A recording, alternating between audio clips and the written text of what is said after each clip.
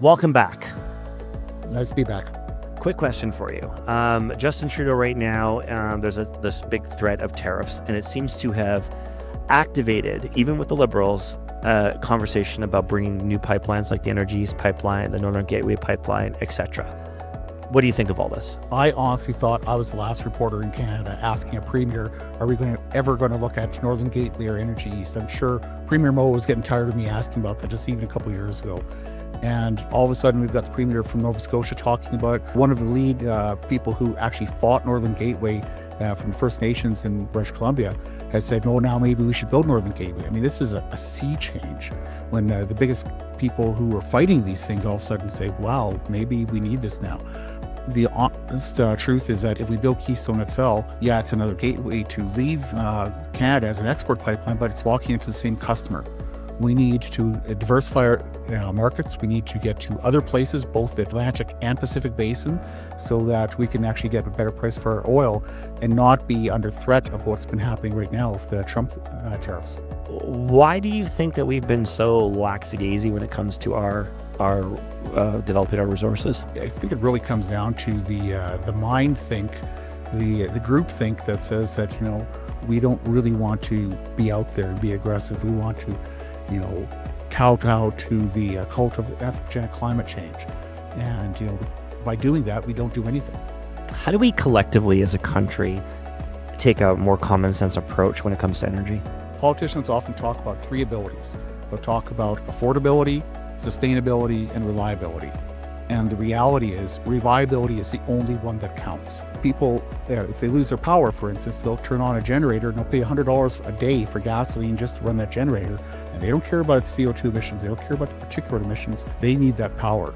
And I think that realization has to happen society-wide. In Saskatchewan, what happened is that the provincial government realized that the path they were on, they were planning on having independent power producers build 3,000 megawatts of wind and solar, which is an enormous amount. A typical daily usage is 3,300 megawatts in Saskatchewan. So that would have been an enormous build out of wind and solar.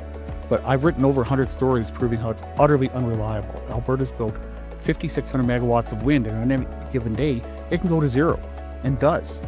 So Saskatchewan realized that, maybe building all this wind and solar is the best idea. We have coal for hundreds of years of resources. And why are we throwing away what we know works for what we know doesn't work? So the Minister for Sask Power in mid-January went to Cornack and Estevan and told 1,000 coal workers that instead of shutting down coal in 2030, as the federal government has ordained we're supposed to do, which means that up to 40% or more of our power on any given day is from coal. So the lights would literally be going out in 4 years and 11 months and 2 days. Instead of that, they're now looking to rebuild 2 coal plants. And if you do this, it would save 3 coal plants, 2 mines, and 2 communities, and keep the lights on. Is the new coal technology a lot greener than they get credit for? Well, first of all, carbon capture does capture most of the CO2, if that's what you're concerned about. Clean coal previously used to talk about using electrostatic precipitators to get rid of the particulates and all the nasty stuff. Most of the stuff that's coming out of the smokestacks these days is actually steam, not smoke. Carbon capture does do that, but it also has a parasitic loss of about 30%, which means that the 155 megawatt Boundary Dam 3 only puts to the grid about 110 megawatts, and the rest gets used up in the carbon capture process. So what that means is that if you do want to put carbon capture to be totally clean on the greenhouse gas emission side, it means that you are actually have to generate a lot more power just to capture that CO2. So is that a good idea or not? The reason I write so much about carbon capture is not so much about the environmental issue, is that it allows us to produce a lot more oil in the labor unit. And I think if you are capturing carbon dioxide, if you're not using it for enhanced oil recovery, why are you doing it? Why are we destroying our economy and with carbon taxes and demonizing and I'll give Trudeau credit for the Trans Mountain Pipeline, way overpriced, costs too much money, but it's working. And the GDP went up a little bit because of that, right? Can you imagine if we just focused on growing our economy instead of talking trash about the industry that's feeding everybody? Well, imagine if Northern Gateway was complete in 2017 as it was supposed to, or Energy East, which was supposed to be in service December of 2018, as it was supposed to, how much further along we'd be. In regards to what you're talking about, realization about these sort of things, the Saskatchewan government under Moe has largely been saying what you're saying. And this shift on coal policy is it's the biggest change in policy in 15 years for this government.